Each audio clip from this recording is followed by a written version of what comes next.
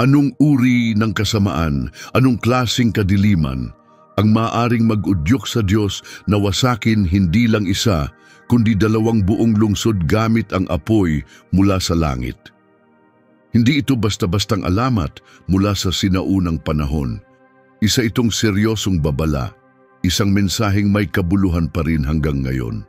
Ang Sodom at Gomorrah ay minsang naging masigla at maunlad na mga lugar. May mga tahanan, pamilya, mga taong nabubuhay sa araw-araw, katulad natin. Pero may nangyaring lubhang mali. Tumigas ang kanilang mga puso at lumayo sa tama. Umabot sa sukdulan ang kasamaan at kabulukan ng kanilang asal na kahit ang Diyos ay hindi na ito mapagtiisan. Sa kabila ng kanyang awa at pagtitimpi, nagpadala ang Diyos ng dalawang anghel upang magbigay ng huling babala. Ngunit imbes na igalang at tratuhing mabuti, sinubukan pa silang saktan ng mga lalaki sa Sodom. Gabi ring iyon, isang malungkot at pangwakas na pasya ang ginawa, hindi na nabago ang pasya ng Diyos. Biglang bumagsak ang apoy at nagbabagang asupre mula sa langit, nilipol ang mga lungsod sa isang iglap. Walang natira, walang bahay, walang puno, walang tao. Tanging usok na lamang ang umakyat mula sa guho sa lugar kung saan minsang may buhay. Pero anong mga kasalanan ba ang nagdulot ng ganitong kabigat na hatol? Ano ang sobrang nakakasuklam na humantong sa ganap na pagkawasak ng mga lungsod na ito?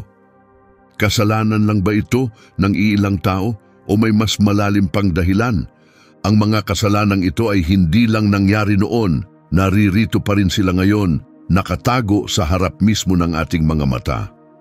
Sa video na ito, titingnan natin ng mabuti ang 5 pangunahing kasalanan ng Sodom at Gomorrah. At maaaring magulat ka sa kung gaano ito kahawig ng ating mundo ngayon. Ano ang itinuturo ng mga kasalanang ito tungkol sa ugali ng tao? At paano natin maiiwasan ang mga pagkakamaling humantong sa pagbagsak ng mga lungsod na ito? Mag-type ng 777 sa comments kung handa ka nang tuklasin ang mga nakatagong katotohanan sa likod ng nangyari sa Sodom at Gomorrah at kung paano pa rin ito may kinalaman sa atin ngayon. Patuloy na manood dahil ang ating tatalakayin ay maaaring baguhin ang pananaw mo sa mundo. Handa ka na ba? Tara na. Ang 5 malalaking kasalanan ng Sodom at Gomorrah. Bakit sila winasak ng Diyos? Ika-1, laganap na kasalanang sexual. Sa puso ng sinaunang Sodom, ang kasalanan ay lumaganap hanggang sa bawat sulok ng kanilang pamumuhay. Isa itong kwento na nagsisilbing babala sa bawat henerasyon. Sa Genesis 11, mababasa natin na nagpadala ang Diyos ng 2 anghel sa Sodom. Nag-anyong mga ordinaryong lalaki ang mga ito. Si Lot, isang lalaking nagsikap manatiling matuwid sa gitna ng katiwalian, ay inanyayahan silang tumuloy sa kanyang bahay. Ngunit nang dumilim ang gabi, may nangyaring kakilakilabot. Ang mga lalaki ng Sodom, bata man o matanda, ay nagtipon sa labas ng bahay ni Lot. Pinalibutan nila ito na parang galit na grupo. Sumisigaw sila, dala ng masasamang hangarin at pinilit si Lot na ilabas ang kanyang mga bisita. Hindi nila nais makipagkilala ng maayos. Layunin nilang abusuhin ang mga bisita, isang bagay na walang kinalaman sa tunay na pagtanaw ng utang na loob o pakikitungo. Sa Biblia, ang salitang kilalanin ay may mas malalim at mas madilim na kahulugan. Ito'y ukol sa isang marahas at immoral na gawain. Hindi paggalang ang nais nila, gusto nilang ipahiya, kontrolin at saktan. Hindi lang ito dahil sa pita ng laman. Ito ay malinaw na kawalan ng pagpapahalaga sa dangal at buhay ng kapwa. At tandaan, hindi basta tao ang mga bisita. Sila'y mga anghel mula sa Diyos. Ngunit walang respeto ang mga taga-Sodom, wala silang takot kahit sa mga sugo mula sa langit. Handa silang sirain ang sagradong tradisyon ng pag-aanyaya at paggalang sa bisita, isang kaugalian na sagrado sa sinaunang kultura. Ngayon, masasabi ba nating hindi pa rin natin ito nakikita sa ating mundo? Isang mundong tila walang hangganan kung saan nawawala ang respeto at lumalampas ang tao sa moral na linya na parang wala lang. Ang magandang kaloob ng Diyos, ang sexualidad, ay ginawang marumi, ginamit para manakit, hindi para magmahal. Ang layunin ng Diyos para sa sexualidad ay dalisay, isang pagsasalarawan ng pag-ibig at pangako. Pero sa Sodom, naging kasangkapan ito ng kahihiyan at kabuktutan. Hindi ba't nakikita rin natin ang mga palatandaang ito ngayon? Maraming tao ang tinatawanan ang kadalisayan at gumugunita ng mga gawi na salungat sa utos ng Diyos. Nabubuhay tayo sa panahong malabo na ang tama at mali. Baka isipin mong ito'y kwento lang mula sa nakaraan. Pero isipin mo, ano ang mangyayari sa isang lipunan na hindi na pinapahalagahan ang mga bagay na banal at dalisay? Gaano kalayo ang kayang tahakin ng moral na pagkabulok bago magsabi ang Diyos ng tama na? Sa Sodom, sila mismo ang nagtulak sa kanilang kapahamakan. Tumalikod na sila sa tama at dahil sa kayabangan, hindi na nila nakita ang kahihinatnan ng kanilang mga pagpili. Nang tumigil silang igalang ang Diyos at hindi na pinahalagahan ang buhay, kumilos ang Diyos. Ang kwento ng Sodom ay paalala na may kapalit ang pagtalikod sa kabanalan. Ang tanong, matututo ba tayo sa kanilang pagkakamali? O uulitin natin ito? Sa huli, hindi ito tungkol sa pagsisi sa iba, kundi sa pag-unawa sa panganib ng unti-unting pagsuko sa kasamaan. Ito ay babalang dapat pag-isipan tungkol sa sarili nating mga kilos, mga desisyon at sa mundong sama-sama nating binubuo. Gaano kadalas nating sinusubok ang hangganan ng tama kahit sa maliliit na paraan? Gaano kadalas tayong lumalayo sa kabanalan hanggang sa hindi na natin matunton ang tamang landas? Ang hatol ng Diyos sa Sodom ay matindi pero makatarungan. Hindi ito biglaan. Dumating ito matapos ang napakaraming babala. Naging halimbawa ang Sodom at Gomorra ng mangyayari kapag umabot sa sukdulan ang kasalanan. Paalala ito kung gaano kalakas ang bisa ng moral na pagkabulok at kung bakit dapat tayong kumapit sa mabuti at banal. Habang sinusuri natin ang ating buhay at pamayanan, kailangan nating tanungin ang ating sarili. Tayo ba'y patungo rin sa parehong landas? Ano ang pinaninindigan natin? Handa ba tayong ipaglaban ang kung ano ang dalisay, banal at mabuti? Tayo ang pipili. Tulad ni Lot, tinatawag tayong manatiling tapat kahit na ang mundo sa paligid natin ay lumulubog sa moral na kadiliman. Dalawang kayabangan at pagmamataas ang ikalawang pangunahing kasalanan na nagdala sa pagbagsak ng Sodom. Umabot sa sukdulan ang kayabangan ng mga tao roon, kaya't hindi na nila napansin ang kabulukan sa kanilang paligid.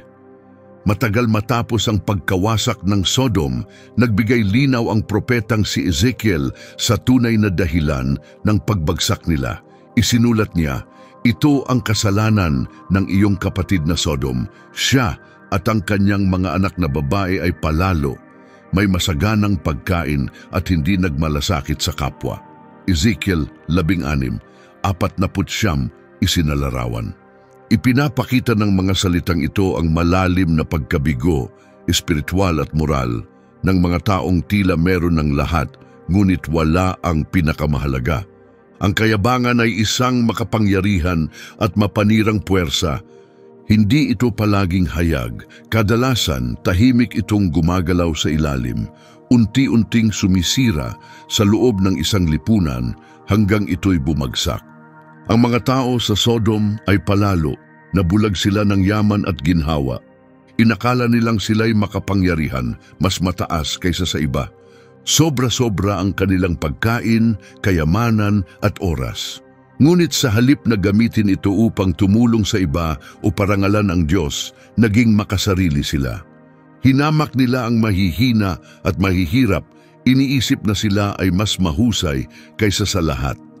Ang pagmamataas na ito ang nagpapatigas sa kanilang mga puso. Nawalan sila ng pagpapakumbaba, kabutihan at malasakit. Madaling maunawaan kung paanong ang isang maunlad at komportabling lipunan ay madaling mahulog sa ganitong kayabangan. Hindi ba't nakikita rin natin ito sa mundo ngayon? Kapag masagana ang buhay, kapag tila napapalibutan tayo ng biyaya, nakakalimutan natin kung sino ang pinanggalingan ng lahat ng ito. Minsan iniisip natin, nagawa ko ito sa sarili kong sikap. Hindi ko kailangan ng tulong ni Numan, kahit ng Diyos. Pero paulit-ulit tayong binabalaan ng Biblia tungkol sa panganib ng ganitong pag-iisip. Isipin ang pagbagsak ng Babylon. Ayon sa kasulatan, ang kanilang kayabangan ang naging sanhi ng kanilang pagguho. Sinabi nila, "Ako ang pinakamataas. Hindi ako maiiwan o magdurusa kailanman." Isayas 47:8 isinalarawan. Ngunit sa isang gabi lang bumagsak ang Babylon. Ganon din ang nangyari sa Ehipto. Tumaas dahil sa kayabangan pero pinabagsak ng Diyos. Maging si Haring Nebukadnezar ay kinailangang dumanas ng kahihiyan at kabaliwan dahil sa kanyang pagmamataas, hanggang sa kinilala niya ang tunay na kapangyarihan ng Diyos. Ang kayabangan ay palaging naghahanap ng paraan para pumasok. Palihim nitong pinapalaki ang tingin natin sa sarili, pinapaniwala tayong hindi natin kailangan ng sinuman. Delikado ito dahil inilalayo tayo nito sa Diyos. Habang napupuno ng kayabangan ang puso ng mga taga-Sodom, inakala nilang wala silang dapat ikatakot, na sila'y ligtas sa anumang hatol, masyadong makapangyarihan para maparusahan. Ngunit ang trahedya ng kayabangan ay binubulag tayo nito sa ating tunay na kalagayan. Inisip ng mga taga-Sodom na nasa kanila na ang lahat, kayamanan, kasiyahan, impluensya. Ngunit sa kaloob-looban, sila'y hungkag at hindi nila namalayang kailangan nila ang Diyos. Isang bagay na dapat pag-isipan. Hindi ba't nakikita natin ang parehong mga pattern sa ating paligid? O baka maging sa sarili nating buhay? Kapag labis tayong nagtitiwala sa pera, sa reputasyon o sa pansamantalang kaginhawaan, nanganganib tayong matulad sa Sodom, nabubulag ng pagmamataas at naniniwalang kaya natin ang lahat mag-isa. Gaano na ba kalaki ang naimpluwensyahan ng kayabangan sa ating pamumuhay? Mas umaasa ba tayo sa sarili nating lakas at ari-arian kaysa sa pangangalaga ng Diyos? Ang kwento ng Sodom at Gomora ay malinaw na babala tungkol sa panganib ng kayabangan. Sa kanilang pagmamataas, inakala ng mga taga-Sodom na ligtas sila. Pero dumating ang hatol ng Diyos at ang pagbagsak nila'y malupit. Ang kayabangan ay laging nauuna sa kapahamakan. Pinapababa ng Diyos ang mga hindi umaamin na kailangan nila siya. Naway magsilbi itong paalala, hindi lang ng pagbagsak ng isang lungsod, kundi ng tahimik, ngunit mapanganib na kayabangan sa ating sariling mga puso. Nakikita ba natin ito? May sapat ba tayong kababaang loob upang aminin na kung wala ang Diyos, wala tayo? O sumusunod na rin tayo sa landas ng Sodom, nabubuhay sa kasaganaan, ngunit espiritual na hungkag? 3. Ang kabiguan sa pagbibigay ng tunay na pagtanggap sa kapwa. Ang ikatlong pangunahing kasalanan na nagdala sa pagbagsak ng Sodom ay ang ganap na pagkabigo nila sa pagbibigay ng pag-ampon o pagtanggap sa iba. Noong sinaunang panahon, ang pagtanggap sa bisita ay hindi lang pagiging magalang. Isa itong sagradong tungkulin, malalim na nakaugat sa mga pagpapahalaga ng lipunan. Kapag may dumating na manlalakbay, tungkulin ng mga tao na mag-alok ng pagkain, inumin, pahingahan at proteksyon. Ito'y nakabatay sa pag-unawa na ang bawat tao'y nangangailangan ng koneksyon, habag at malasakit. Ang pagtanggap sa estranghero ay paggalang sa isang nilalang na maaring ipinadala ng Diyos, sapagkat kadalasan pinaniniwalaang ang mga bisita ay maaring may dalang banal na presensya. Ngunit sa Sodom, kabaligtaran ang nangyari. Nang dumating ang dalawang anghel na nag-anyong ordinaryong lalaki, ang mga taga-Sodom, bata't matanda, ay nagsama-sama sa labas ng bahay ni Lot. Imbes na magpakita ng kabutihan, pinalibutan nila ang bahay at hiniling kay Lot na ibigay ang kanyang mga panauhin. Hindi para tanggapin, kundi para saktan, abusuhin at ipahiya ang mga ito na naghahanap lang ng masisilungan. Ang gabing dapat sana'y payapa ay nauwi sa takot at karahasan. Ang mga taong dapat magprotekta ay sila pang pumili ng karahasan laban sa mga inosenteng bisita. Hindi lang ito kawalan ng respeto, isa itong malalim na kasamaan. Ang kasalanan ng Sodom sa sandaling ito ay hindi lang paglabag sa kaugalian, kundi paglabag sa kautusan ng Diyos na magmahal, mag-alaga at magprotekta sa kapwa. Sa mata ng Diyos, ang pagtanggap sa kapwa ay sumasalamin sa kanyang likas na pagkatao. Inaanyayahan ng Diyos ang dayuhan, kinakalingan niya ang mahihina. Sa buong lumang tipan, paulit-ulit na pinaaalalahanan ang bayan ng Diyos na maging mabait at bukas palad sa nangangailangan, tulad ng nakasaad sa Hebreo 13:2. Huwag kalimutang tanggapin ang mga estranghero. Dahil sa paggawa nito, ang ilan ay nakapagpatuloy ng mga anghel nang hindi nila namamalayan. Isinalarawan. Kaya't nang piliin ng mga taga-Sodom ang karahasan kaysa sa kabutihan, hindi lang nila sinuway ang kultura, tahasan nilang sinuway ang paraan ng Diyos sa pakikitungo sa kapwa. Ang kanilang pagkabigo ay hindi lang kawalan ng kagandahang asal, isa itong pagtanggi sa mismong kalikasan ng Diyos. Pinapahalagahan ng Diyos ang pagtanggap dahil ito'y larawan ng kanyang pag-ibig at malasakit sa lahat ng tao. Kapag pinabayaan ito ng kanyang bayan, hindi nila tunay na naipapakita ang kanyang pagkatao sa mundo. Isang seryosong bagay ito, hindi ba? Gaano kadalas nating nababalewala ang kahalagahan ng pagtanggap sa iba? Handa ba tayong tanggapin ang dayuhan, magpakita ng kabutihan at tumulong? O isinara na natin ang ating sarili sa mga tao sa paligid natin? Ang paraan ng pakikitungo natin sa kapwa, lalo na sa mga hindi natin kilala, ay nagpapakita ng tunay na laman ng ating puso. Sa mundong puno ng paghihiwalay, hinala at paghatol, ang simpleng gawa ng pagtanggap ay higit pa sa kabutihan. Isa itong tanda na ang ating mga puso ay nakaayon sa puso ng Diyos. Ngunit nabigo rito ang mga taga-Sodom at sa pinakamasamang paraan. Hindi lang nila tinanggihan ang mga dayuhan, marahas nilang inatake ang mga ito. Wala silang pag-unawa sa sagradong tungkuling binaliwala nila. At sa pagtanggi nila rito, tuluyan nilang pinirmahan ang sarili nilang kapahamakan. Ang kakulangan nila sa pagtanggap sa kapwa ay hindi isang maliit na pagkukulang.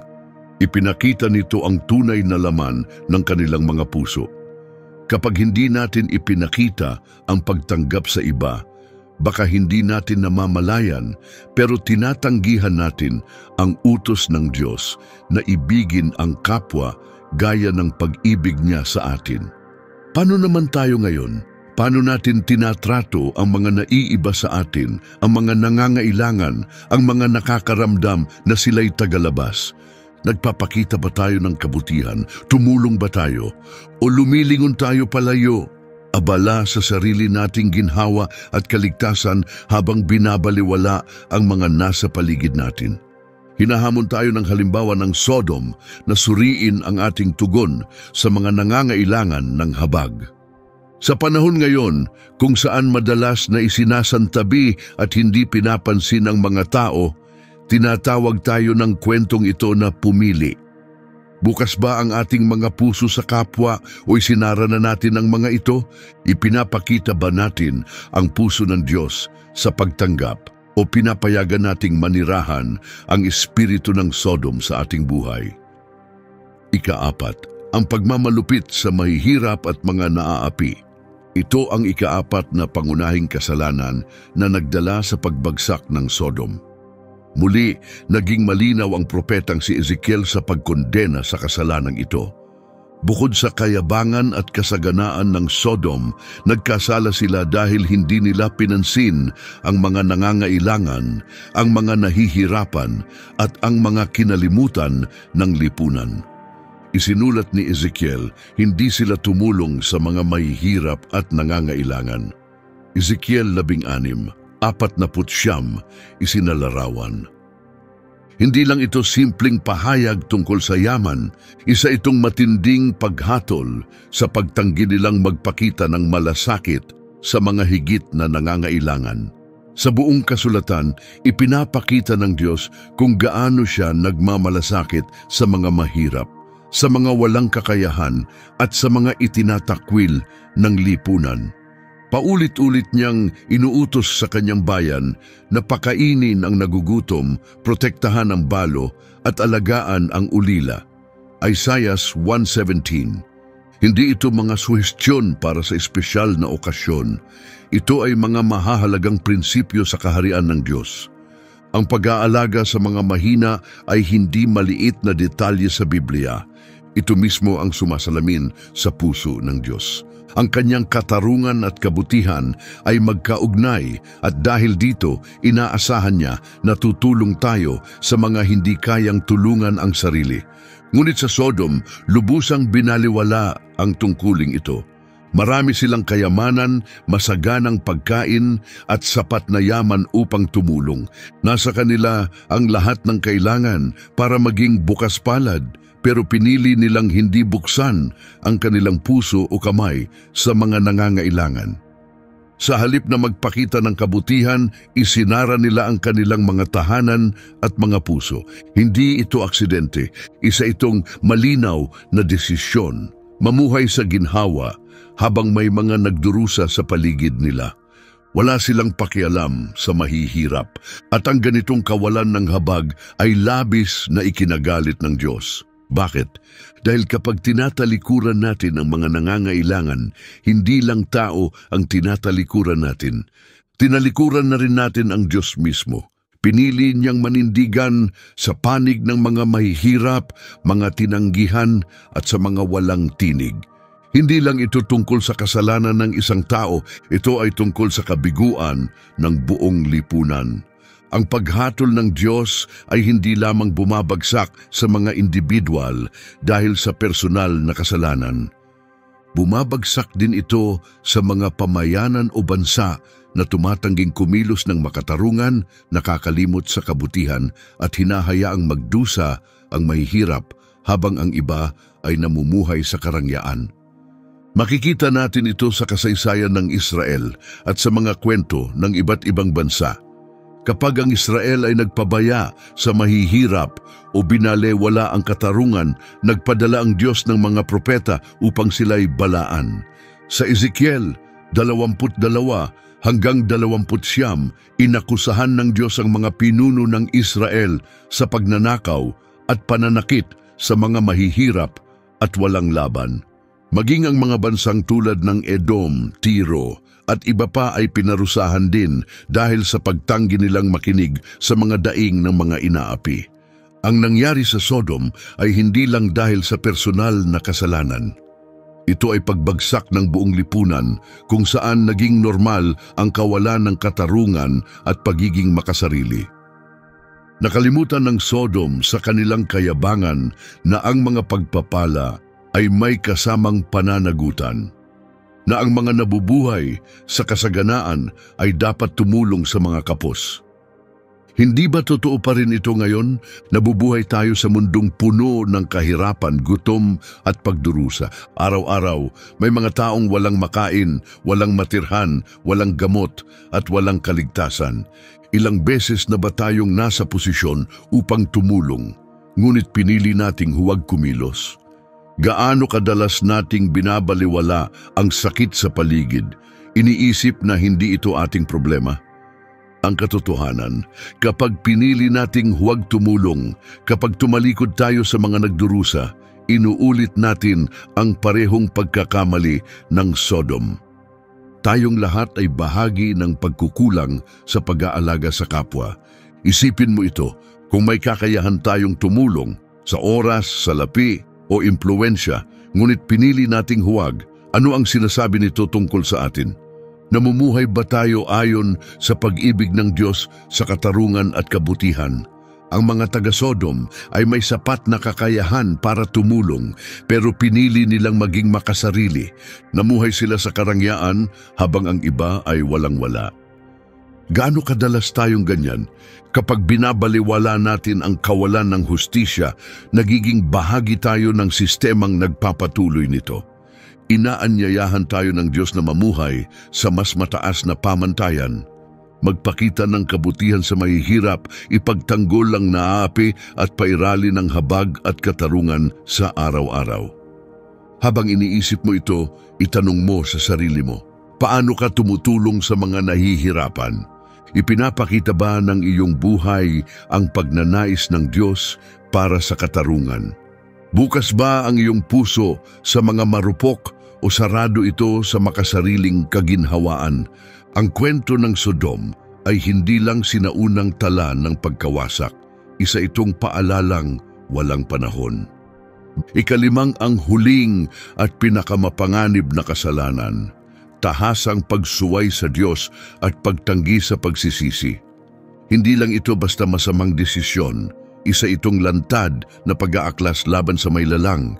Hindi nagkasala ang mga taga-Sodom dahil wala silang alam o dahil sila'y mahina, kundi dahil ipinagmamalaki pa nila ang kanilang mga kasalanan. Wala silang balak magbago. Wala silang pagsisisi. Wala silang kahit anong kagustuhang tumalikod sa kasamaan. Matigas ang kanilang puso sa paghihimagsik. Binalewala nila ang bawat paanyaya na magbago.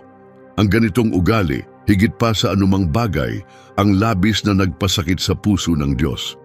Sa kanyang kabutihan, binigyan sila ng panahon. Nagpadala siya ng mga babala. Hinayaan pa niyang makiusap si Abraham para sa kanila. Nakiusap sa Diyos na huwag sirain ng mga lungsod kung may matagpuang 10 matuwid na tao. Ngunit sa kabila ng taos-pusong pakiusap ni Abraham, wala man lang matagpo ang 10. Isipin mo kung gaano ito kaseryoso, isang lungsod na nilamon ng kasamaan hanggang sa wala nang ni isang taong nagsisikap gawin ng tama. Hindi ito simpleng pagkukulang ng ilang tao, isa itong malawakang pagbagsak ng moralidad. Ang buong lipunan ay lubusang lumihis sa katuwiran hanggang sa halos wala nang makitang kabutihan. Si Lot na naninirahan kasama nila ay sinubukang balaan ang kanyang mga manugang. Nakiusap siyang umalis na sila bago dumating ang sakuna, pero tinawanan lang siya. Para sa kanila katawa-tawa ang kanyang babala, hindi nila nakita kung gaano kaseryoso ang sitwasyon. Siguro inisip nila walang masamang mangyayari, ligtas pa rin tayo. Tinanggihan nila ang bawat pagkakataong bumalik sa Diyos. Isinantabi nila ang bawat paanyaya na magbago. Hindi ba't ganyan pa rin ang nakikita natin ngayon? May mga taong binabaliwala ang babala, tinatawanan ng ideya ng kaparusahan at iniisip na magpapatuloy ang buhay ng walang pagbabago kahit na marami ng palatandaan sa paligid. Ngunit sa Sodom, hindi lang ilan ang nagmatigas. Ang buong pamayanan ay naging manhid sa panawagan ng Diyos. Kahit pa dumating ang mga anghel upang ihayag ang katotohanan, tumanggi pa rin silang makinig. Nagpatuloy sila sa dilim, ayaw tanggapin ang liwanag. Ito ang labis na sumugat sa puso ng Diyos. Mapagpasensya siya, mabagal magalit, puno ng awa. Paulit-ulit siyang nagbibigay ng pagkakataon. Pero darating ang sandali kapag patuloy pa ring tumatanggi ang tao na darating ang paghatol. At iyon mismo ang nangyari. Pagkatapos ng maraming pagkakataong bumalik, natapos na ang panahon ng awa. Bumagsak ang apoy at nagbabagang asupre mula sa langit at nawasak ang mga lungsod.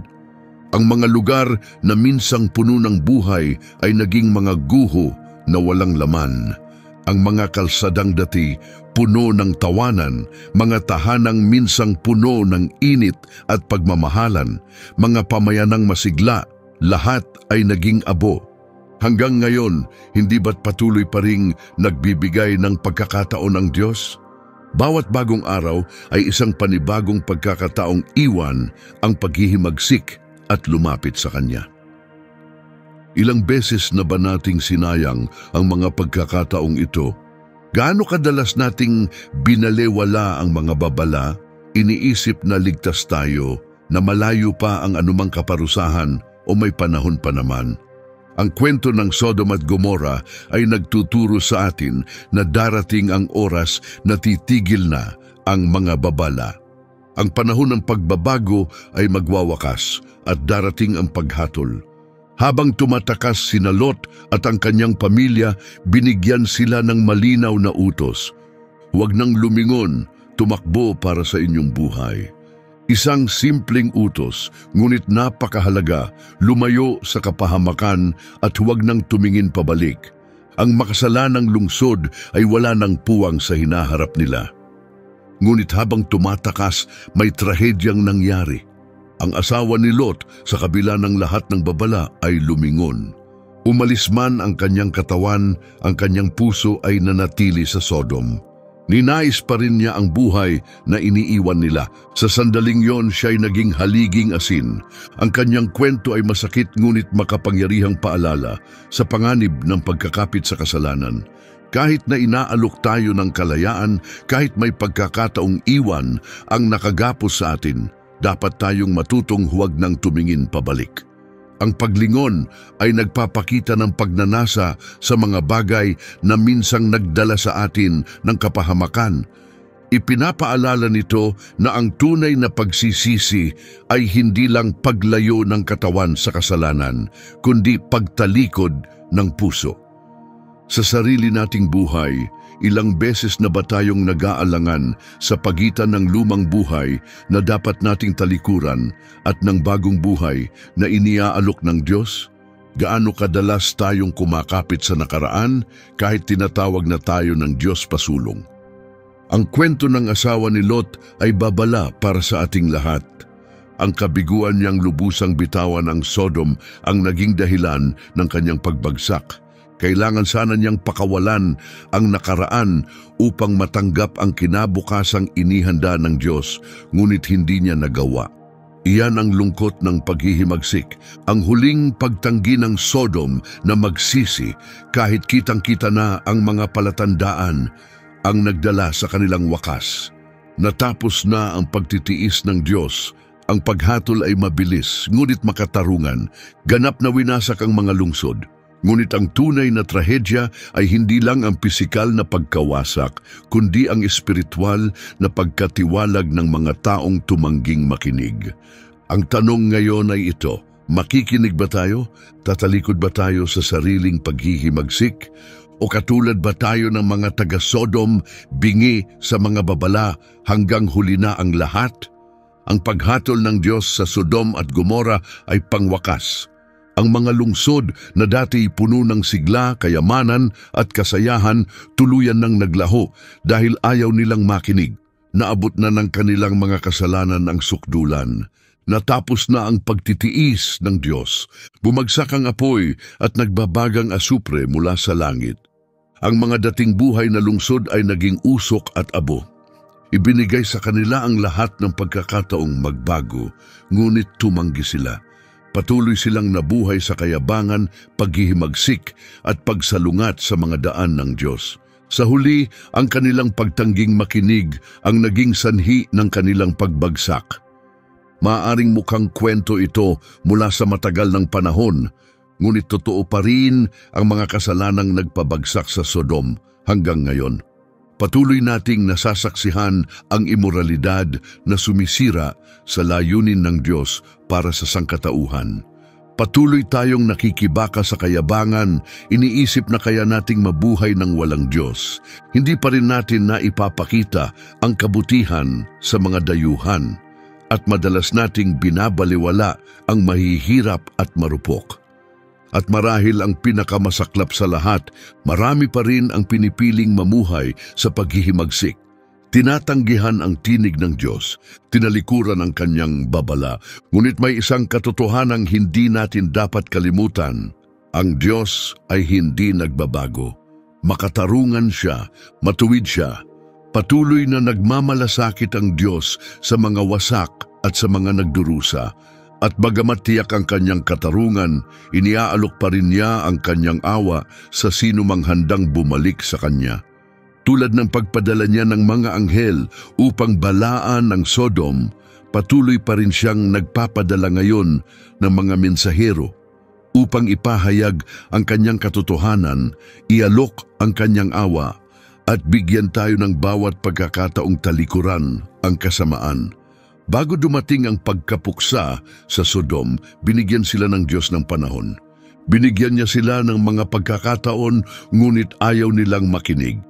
Ang aral ay malinaw, tunay na matiyaga ang Diyos, pero hindi ito magtatagal magpakailanman. Darating ang kanyang katarungan, ngunit gayon din ang kanyang awa kung lalapit tayo sa kanya nang may pusong handang magbago.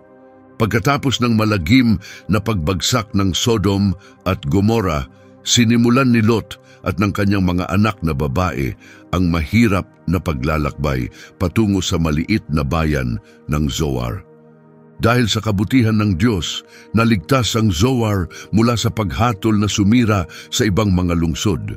Doon nakahanap ng kanlungan si Lot at ang kanyang pamilya, ngunit panandalian lamang ang pakiramdam ng seguridad.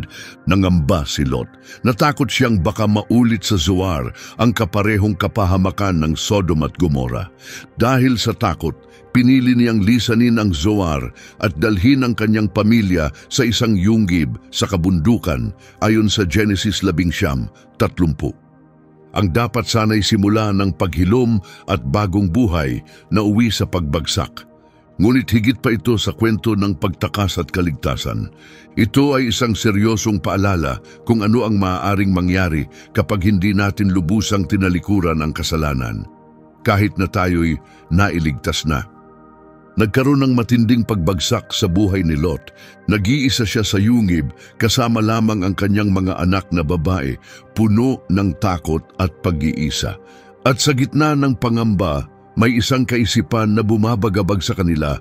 Naubos ng pagwasak sa Sodom ang kanilang kinabukasan. Walang lalaki upang ipagpatuloy ang kanilang lahi.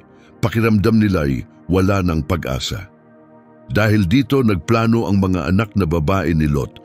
Pinainom nila ang kanilang ama ng alak at habang lasing ito, nakipagtalik sila sa kanya, umaasang mabubuntis upang maipagpatuloy ang angkan. Mula rito, ipinanganak sina Moab at Ben-Ami, mga anak na naging ninuno ng mga Moabita at Ammonita, mga bansang kalaunay magiging kaaway ng Israel sa maraming henerasyon. Genesis 19:36-38.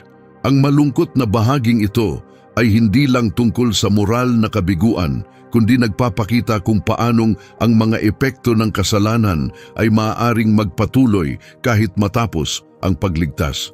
Kahit nailigtas sila mula sa apoy ng Sodom, sumunod pa rin sa kanila ang takot, ang mga sugat ng damdamin at ang pagbagsak ng kanilang moralidad. Sa kabila ng awa at pagliligtas ng Diyos, ang kawalan nila ng kakayahang talikuran, ang kasalanan at pangamba ay nagtulak sa kanila sa mapanganib na landas. Bagamat sila'y naligtas, kinailangan pa rin nilang harapin ang mga bunga ng kanilang mga pagpili. Hindi malinaw sa Biblia kung paano tumugon si Lot sa nangyaring ito sa kanyang mga anak. Ngunit batay sa mga sumunod na pangyayari, masasabi nating tila hindi siya lubusang nabago. Pagkatapos ng insidenteng iyon sa yungib, wala nang naitalang tugon mula kay Lot. Ang katahimikang ito ay maaaring senyales ng matinding lungkot, hiya o panghihinayang. Ngunit makikita sa kanyang buhay na hindi siya lubusang nagbago. Bagamat nailigtas, ang mga peklat sa isipan at mga maling kilos sa loob ng kanyang pamilya ay nag-iwan ng malalalim na marka. Sa katunayan, namuhay si Lot sa layong lugar, malayo sa mga lungsod at tila iniwan ang lipunan. Ang kwentong ito ay nagpapaalala sa atin na ang mga bunga ng kasalanan ay hindi palaging nawawala kahit tayo'y nailigtas na mula sa kapahamakan. Marahil si Lot ay nagkulong sa lungkot o pagsuko, pero may aral tayong matututuhan. Ang tunay na pagbabago ay hindi lang pagtakas sa kapahamakan, kailangan nitong bumago ng puso. Ipinapakita ng kwento ni Lot at ng kanyang mga anak na ang awa ng Diyos ay nagliligtas, pero ang tunay na paghilom ay nangyayari lamang kapag ang puso natin ay lubusang nagbabago. Ang kaligtasan ay hindi lang tungkol sa pag-iwas sa parusa. Ito ay paanyaya sa bagong buhay, sa paglago at pagsunod. Ang nangyari sa yungib ay isang matinding babala. Kahit na tayo'y nakatanggap na ng biyaya, maaari pa rin tayong matangay ng mga sugat at kasalanang hindi pa rin natin nabibitawan. Ang patuloy na takot ni Lot at ang maling desisyon ng kanyang mga anak ay sumasalamin sa mga labang dinadala natin sa loob kahit pagkatapos ng kaligtasan. Kayang iligtas tayo ng Diyos mula sa kapahamakan, ngunit nasa atin pa rin ang pagpili kung iiwan natin ang lumang buhay at hahayaan ng Diyos na baguhin tayo ng buo. Ang kwento ay matinding paalala, kahit ipakita na ng Diyos ang kanyang kabutihan at tayo'y dalhin niya sa ligtas na lugar, hindi doon natatapos ang laban. Ang kaligtasan ay hindi isang beses lang. Ito'y tuloy-tuloy na paglalakbay ng pagtalikod sa luma at pagtanggap sa bagong buhay na iniaalok ng Diyos. Tinuturuan tayo ng kwento ni Lot na kahit tayo'y nailigtas, dapat tayong magbantay. Dapat nating hayaan ang Diyos na baguhin ang ating puso, palayain tayo sa takot at kasalanan na minsang umalipin sa atin. Kapag tunay nating iniwan ang nakaraan, doon natin mararanasan ang ganap na kalayaan ng kaligtasan. Habang iniisip mo ang kwentong ito, tanungin mo ang iyong sarili, tayo ba'y tunay na sumusulong? Hinahayaan ba nating baguhin ng Diyos ang ating puso? O nakakapit pa rin tayo sa parehong mga kasalanan at takot na minsang gumapos sa atin? Ang biyaya ng Diyos ay bukas, ngunit kailangan nating tanggapin ito ng buo at hayaan siyang tapusin ang kanyang gawain sa ating buhay. Ang mensaheng ito ay hindi para takutin ka, kundi para gisingin ka. Inaanyayahan tayong pag-isipan ng malalim ang ating buhay, ang ating komunidad at ang ating puso. Ilang beses na ba nating inuulit ang pagkakamali ng Sodom? Ilang beses tayong natatangay ng kayabangan, pagiging makasarili o katamaran. Ilang beses nating binabaliwala ang mga bagay na mahalaga sa Diyos. Ang bawat desisyong ginagawa natin ngayon ay may epekto, hindi lang sa atin, kundi sa mga nasa paligid din natin. Bagamat maawain ng Diyos, tinatawag niya tayong makinig, magbago at bumalik sa Kanya. Kasing hina rin natin ang Sodom sa tukso at pagkakamali, ilang beses na ba nating nasaksihan ang kawalang katarungan at nanahimik tayo? Ilang beses tayong nakakapit sa kayabangan, iniisip na ligtas tayo sa paghatol. Hinahamon tayo ng kwento ng Sodom na suriin ang ating sarili at harapin ang mga tanong tungkol sa tunay na kalagayan ng ating puso. Kaya ngayon, ako'y magtatanong sa iyo, aling bahagi ng kwento ang pinakatumimo sa iyo? Ang panganib ng kayabangan, ang panawagang ipagtanggol ang mahihina at mahihirap o ang agarang pangangailangang lumapit sa Diyos bago mahuli ang lahat? May bahagi ba ng buhay mo na kailangang magbago? May bagay ba sa puso mo na kailangang talikuran upang lubusang matanggap ang awa at katotohanan ng Diyos? Ibahagi mo ang iyong saloobin sa comments. Nais kong marinig ang iyong pagninilay. Sama-sama matututo tayo mula sa kasaysayan at makakagawa ng mas matalinong mga desisyon para sa ating kinabukasan. Kung nakatulong sa iyo ang mensaheng ito, paki-like, i-share at mag-subscribe para sa mas marami pang makatotohanang aral mula sa Biblia. Huwag mong palampasin ang sandaling ito. Gamitin natin ang panahong ito upang mag-isip, magbago at hanapin ang awa ng Diyos habang may oras pa. Tinatawag niya tayong mamuhay sa kanyang katotohanan at hayaan ang kanyang awa na hubugin tayo ayon sa kanyang layunin. Matuto tayo sa nakaraan bago natin ito maulit. Ngayon, piliin nating bumalik sa Diyos, mamuhay ng may layunin at sumunod sa kanyang landas. Maikli ang panahon, huwag natin itong sayangin.